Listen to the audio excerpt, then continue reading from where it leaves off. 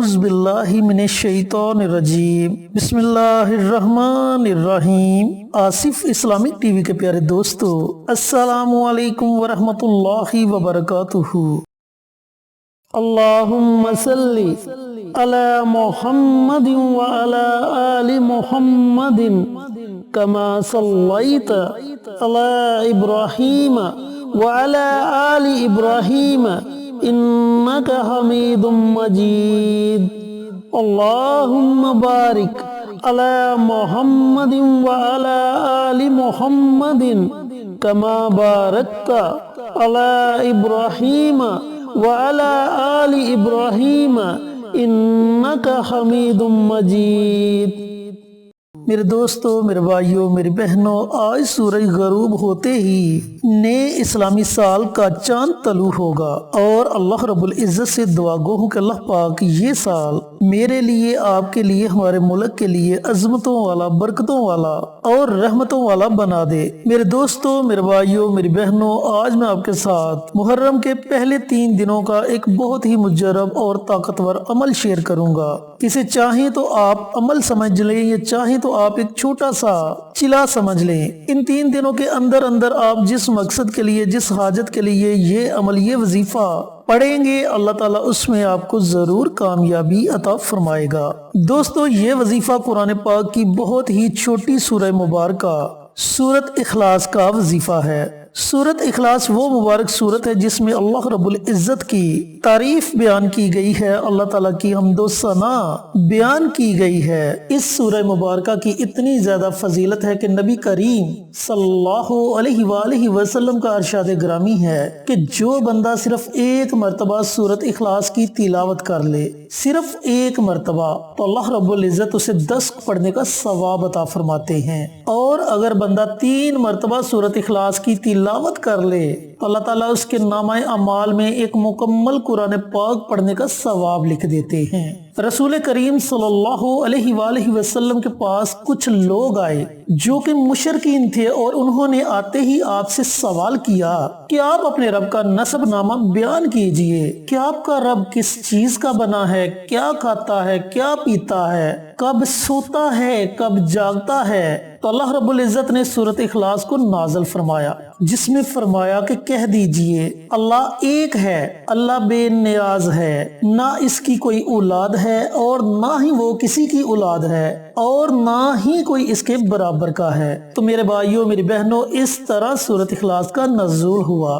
دنیا میں انسان کسی کے سامنے جا کر اس کی تھوڑی سی تعریف کرے اور اس سے وہ اپنی ضرورت پوری کروا لیتا ہے، اور دوستو ذرا سوچیں کہ جب آپ اللہ رب العزت کی بار بار تعریف کریں گے، اللہ تعالیٰ سے مانگیں گے، تو کیا وہ آپ کے ہاتھوں کو خالی لٹا دے گا؟ ایسا ہرگز ہو ہی نہیں سکتا۔ اللہ تعالیٰ یقیناً آپ کو اپنی نعمتوں سے نوازے گا۔ آپ جس مقصد کے لیے عمل کریں گے، اللہ تعالیٰ اس میں آپ کو ضرور کامیابی عطا فرمائے گا انشاءاللہ۔ چینل پر نئے آنے والے دوستوں سے گزارش ہے کہ چینل کو سبسکرائب کر کے ساتھ گھنٹی کے بٹن کو دبا کر آل نوٹیفیکیشن پر کلک کر دیں، تاکہ میری ہر نئی آنے والی ویڈیوز کی اپڈیٹ آپ تک بر وقت پہنچتی رہے۔ جزاک اللہ۔ میرے دوستوں، میرے بھائیوں، میری بہنوں، اس عمل کو، اس وظیفے کو آپ نے پڑھنا کیسے ہے، پڑھنے کا طریقہ کار اچھی طرح سن لیں اور سمجھ لیں۔ جیسا کہ میں پہلے بتا چکا ہوں کہ آج کا سورج غروب ہونے کے بعد نئے اسلامی سال کا آغاز ہو جائے گا، تو پوری رات آپ کے پاس ہے، پورا دن آپ کے پاس ہے۔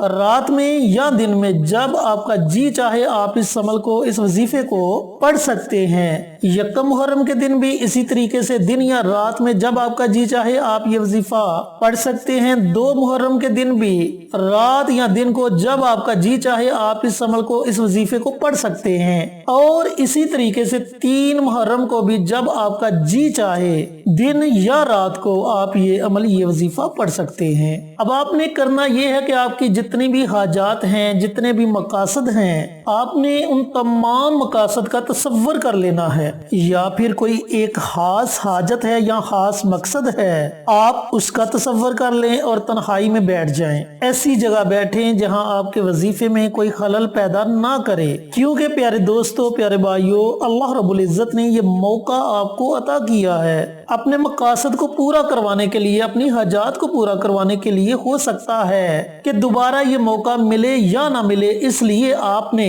صدقہ دل سے، پورے یقین سے، پوری توجہ سے اس عمل کو پڑھنا ہے۔ جب آپ تنہائی میں بیٹھ جائیں تو سب سے پہلے پیارے آقا سرور کائنات حضرت محمد مصطفیٰ صلی اللہ علیہ وآلہ وسلم کی ذات اقدس پر درود پاک کا نذرانہ پیش کریں۔ درود پاک 1 مرتبہ پڑھیں، 3 مرتبہ پڑھیں، 5 مرتبہ پڑھیں، یہ آپ کی اپنی مرضی ہے۔ درود پاک پڑھنے کے بعد آپ نے 41 مرتبہ سورۃ اخلاص پڑھنی ہے۔ اس کے شروع میں ہی آپ نے بسم اللہ پڑھنی ہے، اس کے بعد آپ بنا بسم اللہ کے سورہ اخلاص کی تلاوت کر سکتے ہیں۔ جب آپ 41 مرتبہ سورۃ اخلاص پڑھ لیں تو آخر میں آپ نے پھر نبی کریم صلی اللہ علیہ وآلہ وسلم کی ذات اقدس پر درود پاک کا نذرانہ پیش کرنا ہے اور اپنے ہاتھوں کو اللہ تعالیٰ کی بارگاہ میں اٹھا لینا ہے۔ آپ نے جس مقصد کے لیے، جس حاجت کے لیے یہ عمل کیا ہوگا، اس کے لیے آپ نے اللہ تعالیٰ کی بارگاہ میں خصوصی دعا مانگنی ہے۔ اسی طریقے سے 2 محرم کے دن بھی آپ نے اول آخر درود پاک اور درمیان میں 41 مرتبہ سورہ اخلاص پڑھنی ہے، اور اسی طریقے سے 3 محرم کے دن بھی آپ نے اول آخر درود پاک اور درمیان میں 41 مرتبہ سورۃ اخلاص پڑھنی ہے۔ میرے دوستو، میرے بھائیوں، میری بہنوں، جب آپ یہ عمل مکمل کر لیں، یعنی کہ تینوں دن آپ یہ وظیفہ پڑھ لیں، تو آپ نے شکرانے کے طور پر 2 نوافل ادا کرنے ہیں۔ نوافل کی نیت آپ نے ویسے ہی کرنی ہے جیسے آپ عام نوافل کی نیت کرتے ہیں۔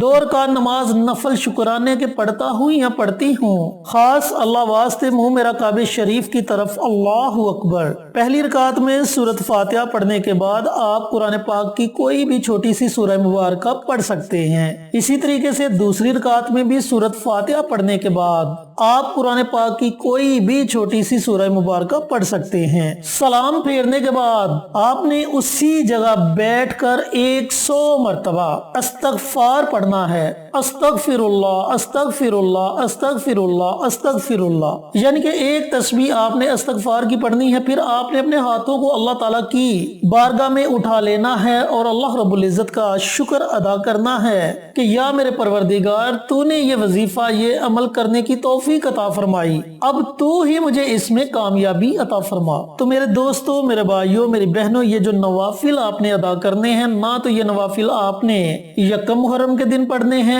نہ ہی 2 محرم کے دن پڑھنے ہیں، یہ نوافل آپ نے 3 محرم کے دن پڑھنے ہیں، اور وہ بھی اس وقت پڑھنے ہیں جب آپ یہ وظیفہ مکمل کر لیں۔ لیکن ایک بات کا خاص خیال رکھنا ہے کہ مکروہ اوقات میں آپ نے نوافل ادا نہیں کرنے، یعنی کہ جن اوقات میں سجدہ کرنا منع کیا گیا ہے، ان اوقات میں آپ نے نوافل نہیں پڑھنے۔ ان اوقات کے علاوہ جب آپ کا جی چاہے آپ یہ نوافل ادا کر سکتے ہیں۔ 3 محرم کے دن نماز عشاء کے بعد بھی آپ یہ نوافل پڑھ سکتے ہیں۔ تو میرے دوستو، میرے بھائیوں، میری بہنوں، یہ تھا ایک چھوٹا سا عمل، چھوٹا سا وظیفہ جسے آپ نے محرم الحرام کے پہلے 3 دنوں میں پڑھنا ہے۔ پھر دیکھتے جائیں کہ اللہ تعالیٰ آپ کو کیسی کیسی نعمتوں سے نوازتا ہے۔ اللہ تعالیٰ سے دعا گو ہوں کہ اللہ پاک یہ مبارک عمل، یہ مبارک وظیفہ مجھے بھی، میرے تمام بھائیوں کو، میری تمام بہنوں کو پڑھنے کی توفیق عطا فرمائے، اور صدقہ جاریہ سمجھ کر دوسروں کے ساتھ شیئر کرنے کی توفیق عطا فرمائے، تاکہ آپ کے ساتھ ساتھ دوسرے لوگوں کا بھی فائدہ ہو سکے۔